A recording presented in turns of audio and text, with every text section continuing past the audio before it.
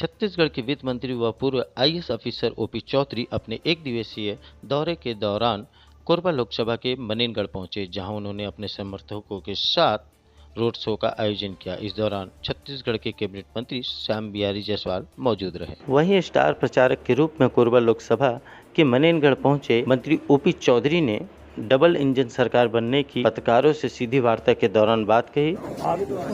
प्रियंका गांधी चिरमिरी आ रही है, वो प्रियंका वाड्रा आ जाए, चाहे रशान वाड्रा आ जाए, चाहे मिराया वाड्रा आ जाए, चाहे रॉबर्ट वाड्रा आ जाए, और इन सब नामों को तो हम लोगों को शायद कम पता होगा। कांग्रेस के लोगों को अच्छे से याद कर लेना चाहिए, यही उन लोगों के भविष्य है। तो ऐसे लोग आएंगे, परिवारवादी लोग, जिन्होंने पूरे कांग्रेस पार्टी तक को नहीं छोड़ा, उसको भी सत्यानाश कर डाला।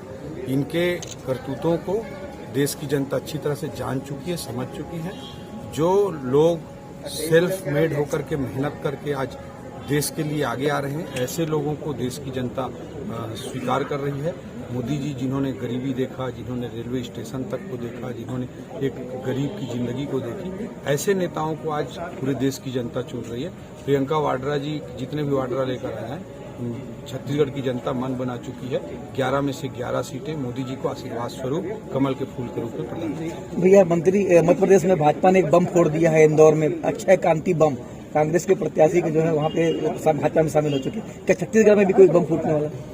देखिए, तो कांग्रेस को सोचना चाहिए, उनको जवाब देना चाहिए कि अपने घर को, अपने परिवार को, अपने संगठन को खुद इकट्ठा नहीं कर पा रहे हैं। एक डूबती नाव बन गई है कांग्रेस, डूब रही है, पानी भर रहा है, लोग छोड़ छोड़ के अपनी राजनीतिक जान बचाने के लिए भाग रहे हैं, फिर भी अपने पतवार पर बदलने के लिए कांग्रेस तैयार नहीं है। वही प्रियंका वाड्रा, वही राहुल गांधी, इन्हीं लोगों को पतवार बनाकर रखे हुए हैं। तो उनको चिंतन करना चाहिए कि आखिर कांग्रेस में ऐसा क्यों हो रहा है।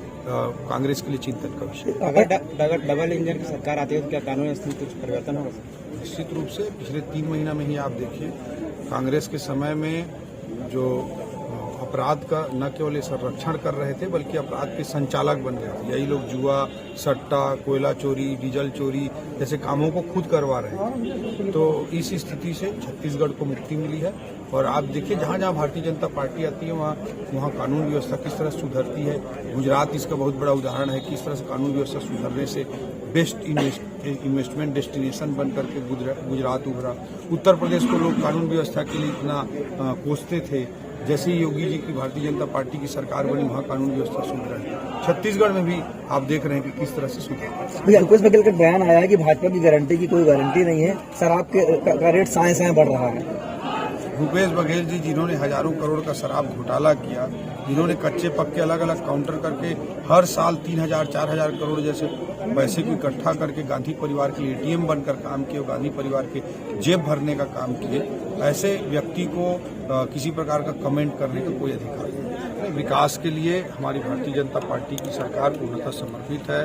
इस जिले से आदरणीय मंत्री श्याम बिहारी जायसवाल जी हैं। आप देखिए, हम मेडिकल कॉलेज कांग्रेस के समय खुल नहीं पा रहा था, 3 महीने का हमको काम करने का मौका मिला।